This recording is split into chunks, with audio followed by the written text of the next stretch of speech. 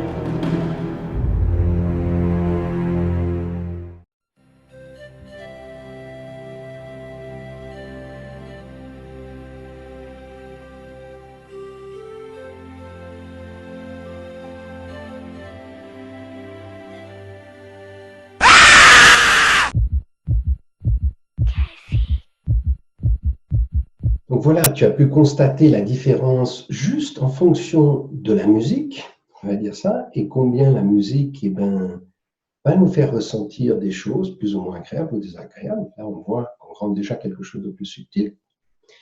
Et puis, désolé de t'avoir fait peur. Et désolé d'avoir peut-être d'avoir pris par surprise. Mais bon, l'intention, c'était de montrer que, voilà, qu'est-ce qui se passe lorsque quelque chose arrive et qui n'est pas forcément en lien avec ce à quoi on s'attend.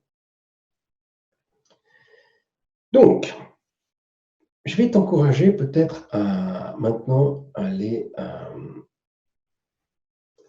observer comment ça se passe pour toi lorsque tu as une situation qui est stressante. Concrètement, imagine, et tu peux fermer les yeux, un vécu récent d'une situation qui a créé du stress en toi. Alors, c'est juste de mettre cette situation dans ta tête, revis-la un peu, et va observer comment tu te sens dans ton corps quand tu repenses à tout ça. Et puis, quelle est l'émotion qui vient? Et puis aussi, peut-être, qu'est-ce que tu es en train de te dire lorsque tu revis tout ça, que tu es dans la scène, et qu'est-ce que tu es en train de te raconter dans ta tête? Et surtout, une fois que tout ça, ça s'est passé, comment tu fais pour te ressourcer, retrouver un état plus calme, plus serein? Qu'est-ce que tu fais concrètement? Est-ce que tu fais quelque chose ou bien non, tu continues ta vie comme si de rien n'était? Et je vais te demander maintenant d'ouvrir les yeux et d'aller écrire sur ton cahier quelle est la situation brève, comment tu as senti ou comment tu as réagi au niveau de ton corps physique, quelles ont été les sensations dans ton corps, quelles ont été les émotions que tu as vécues, et de les nommer, et puis aussi, quelles ont été tes pensées lorsque cette situation est arrivée.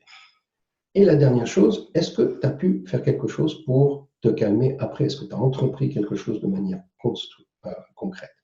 Voilà. Je te suggère de faire une pause et reviens dès que tu as fini.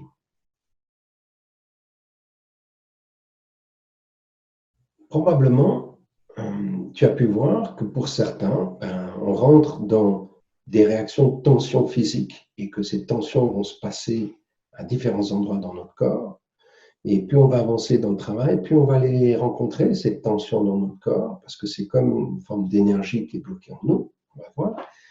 Deuxième chose, on a des émotions, et ce sont des émotions qui sont assez primaires, si je peux me permettre du terme, c'est-à-dire elles sont importantes. C'est souvent soit la peur, comme on l'a eu la première avec cette vidéo, soit la colère, ça arrive très souvent. Mais des fois, quand on ne peut pas avoir la colère, on verra qu'on a aussi l'inhibition, la tristesse, le dégoût, la frustration, tous des mots comme ça qui vont être venus.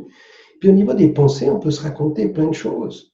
Et souvent, ce sont des pensées qui ne sont pas forcément motivantes, du style, ce qu'on appelle des croyances limitantes, des pensées qui vont te faire comprendre que tu n'aurais pas dû, tu n'aurais pas pu, tu n'es pas capable, plein de choses comme ça. Donc je te laisse, et moi ce qui m'importe, c'est qu'est-ce que tu as fait pour changer cette situation.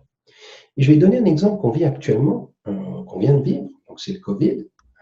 Qu'est-ce qui s'est passé avec le Covid? Si on regarde au niveau des premières réactions, d'abord physiquement, naturellement, la peur vient en nous qui va faire qu'on se contracte et naturellement, on a vu, ça a amené à ce que tout le monde s'isole, se replie sur soi, donc il y a une contraction physique, elle a même été contraction sociale parce qu'on a fait du confinement, donc on s'est séparé, on s'est replié sur soi aussi en tant que groupe. Bien sûr, ceux qui ont été touchés par la maladie ont eu des réactions physiques claires, comme par exemple les problèmes de respiration, de la fièvre, des tremblements, différentes choses. La grande majorité a juste transformé tout ça, a vécu ça dans son corps. Il y a eu un process qui s'est passé. Et puis après la fin de ce processus, c'est bon, on continue notre chemin normal. Peut-être qu'au niveau des émotions, je citais la peur. Il y a une peur généralisée qui a été mise partout. Et au bout d'un moment, cette peur s'est transformée pour certains en colère parce qu'on a eu le sentiment qu'on nous mettait en prison, qu'on décidait pour nous ce qu'il fallait faire, qu'on nous empêchait de faire plein de choses. Donc il y a eu une série d'émotions qui se sont manifestées. Et puis bien sûr, la plus grande pensée qui a dû arriver pour beaucoup de monde à un moment donné, c'est « je risque de mourir, je vais mourir ». Ça, c'est la plus grosse, on va dire, pensée qui peut nous habiter et qui a dû certainement habiter certaines personnes. Maintenant, ce qui est beaucoup plus intéressant, c'est de voir, mais qu'est-ce que ça nous a permis de faire après ou pendant, une fois qu'on s'est calmé? Et est-ce que tu as saisi cette occasion justement pour te ressourcer, pour continuer le chemin, vu qu'il y avait un arrêt, le moment où tu te recalmes, tout d'un coup, on peut se dire plein de choses. Ah tiens, je peux m'occuper de ma santé. Oui, parce que si je veux faire face au virus, j'ai intérêt à monter mon système immunitaire. Donc ça veut dire quoi? Dormir bien, manger bien, bouger bien. Et dans le bouger, je sais qu'il y a beaucoup de gens qui ont commencé à s'occuper de leur corps, que ce soit de manière soft, que ce soit de manière un peu plus physique, avec des exercices de musculation. Donc, on a pu faire un travail pour physiquement créer quelque chose qui est plus de fluidité, plus de respect, plus de santé. On a pu aussi faire quelque chose au niveau de nos émotions, parce que pour certains d'entre nous, on s'est retrouvés avec nos familles, et dans nos familles, qu'est-ce qui s'est passé? On a passé du temps avec les êtres les plus importants, et le fait d'avoir passé du temps avec les êtres les plus importants, on a goûté à quelque chose qui s'appelle l'amour, la vraie connexion, et donc on a eu plein de bons moments avec les personnes les plus importantes. Donc on a goûté à quelque chose de beaucoup plus intéressant.